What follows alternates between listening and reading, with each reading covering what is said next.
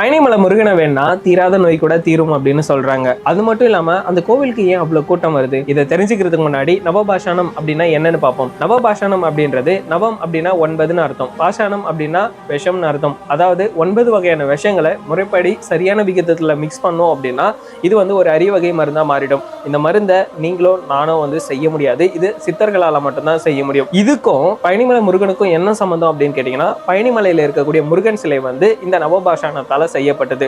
அதுவும் போகர் அப்படின்ற சித்தரால 9 வருஷம் இந்த சிலை செய்யப்பட்டது அப்படின்னு சொல்றாங்க. சரிப்பா, இது மருந்தாவே இருந்திருக்கலாமே, இது ஏன் சிலையா செஞ்சாங்க அப்படின்னு கேட்கலாம். அதாவது ராஜராஜ சோழனுக்கும் பாண்டியர்களுக்கும் சண்டை போயிட்டு இருந்துச்சு. அந்த டைம்ல திருடர்கள் யாரோ இந்த அரியோகை மருந்தை திருடிட கூடாது அப்படின்றதுக்காக இதை சிலையா செஞ்சிருக்காங்க. காலையில பழனிமலை முருகன் கோயிலுக்கு போனீங்கன்னா தீர்த்தம்னு சொல்லி கொடுப்பாங்க. இது நார்மலான வாட்டர் கிடையாது.